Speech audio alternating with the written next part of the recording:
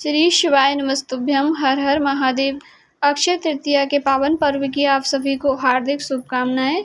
इस वर्ष 2024 में अक्षय तृतीया का पावन दिन 10 मई को मनाया जाएगा। और इस दिन 10 अक्षय मई पड़ तृतीया के रही दिन है। हम 10 जो मई भी दान शुक्रवार का पुण्य दिन करते हैं बेहद ही उसका खास फल है, हमें जब आप 1000 माँ गुना लक्ष्मी जी का होकर के डबल मिलता है। और इस आशीर्वाद दिन पा किया सकते गया हैं। दान एक तो पुण्य कभी शुक्रवार भी का दिन है समाप्त जो माँ नहीं होता, लक्ष्मी जी को अनंत समर्पित है। गुना बढ़ता दूसरा जाता ऐसा है। जिस शुभ समय प्रकार है से जिस पर हम बिना सोचे पैसा समझे रुपया शुभ किसी काम को किए दे जाते देते हैं हैं तो उसका और कर्जा बढ़ता और तो जाता और है, इस उसी दिन प्रकार किया गया अक्षय दान तृतीया के कई दिन गुना किया गया होकर दान मिलता है। और हमेशा इस ही दिन बढ़ता जाता है, उसका आप कभी जो भी भी अंत खरीदते नहीं हैं होता और वो कभी भी अक्षय हो खत्म जाता नहीं है, होता। मतलब उसका कभी भी नाश नहीं होता है। इस तिथि का वर्णन स्कंद पुराण एवं भविष्य पुराण में भी मिलता है।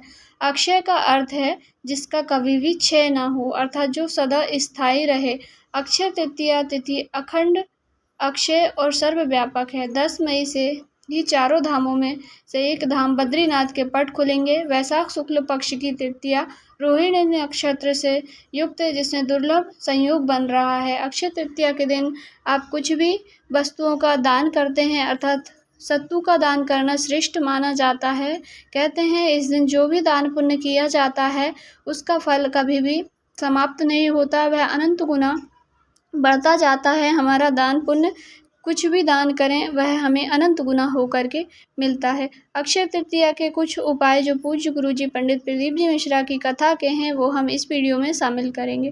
पहला उपाय है, यदि घर में क्लेश होता है, लड़ाई झगड़े होते हैं, घर में सुख शांति बिल्कुल भी नहीं है, तो आप अक्षय तृतीया के दिन एक छोटा सा उपाय अवश्य करें। करना क्या है, एक आटे का दीपक तैयार करना है। इस दिन उसमें 4 बत्ती रखनी है, या तो आप 2 बत्ती रख लें, उनको 2 बत्ती लंबी लंबी करके उसको क्रॉस में कर लें, या तो आप 4 बत्ती अलग अलग करके चौमुखी दीपक आपको आटे का तैयार करना है।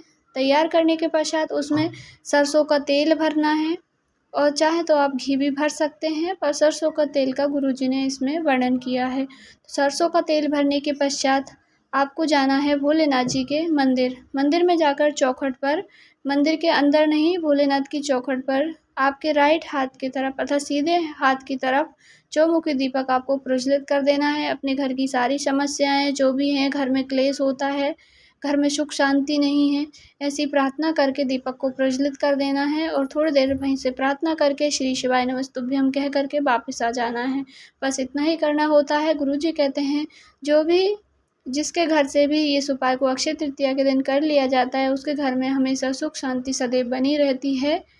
छोटा सा उपाय है, अवश्य ही करके देखिएगा।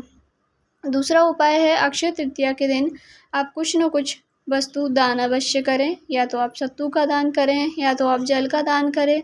वैशाख के महीने में जल का दान अवश्य ही करना चाहिए, और हो सके तो इस दिन भगवान भोलेनाथ को मिट्टी के कलश का जल अर्पित करें।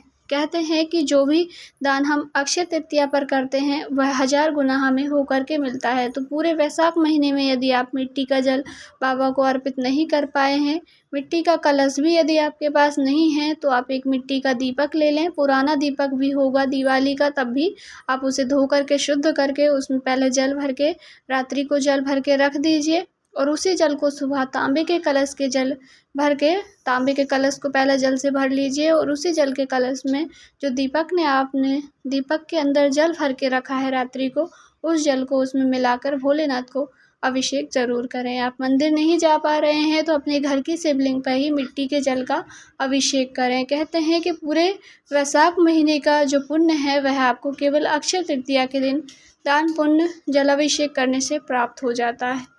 तो आप हो सके तो अक्षय तृतीया के दिन थोड़ा सा दान पुण्य अवश्य ही करें, और मंत्रों का जाप भी आप कर सकते हैं, अर्थात श्री शिवाय नमस्तुभ्यम, हर हर महादेव आदि मंत्रों का जाप करके भी, यह भी दान के ही बराबर होता है कि हम भगवान का नाम एक बार लेंगे तो भी हमें 1000 गुना नाम के फलों की प्राप्ति होगी, क्योंकि जिस तिथि का नाम है अक्षय तृतीया उसका कभी भी दान पुण्य समाप्त नहीं होता। वीडियो की जानकारी थोड़ी सी भी उपयोगी लगी हो तो वीडियो को लाइक ज़रूर करें। इस पूरे वीडियो से संबंधित आपके मन में कोई सवाल है, कहीं पे कुछ समझ नहीं आए, तो आपका अपना चैनल है, अवश्य ही कमेंट करके पूछिएगा।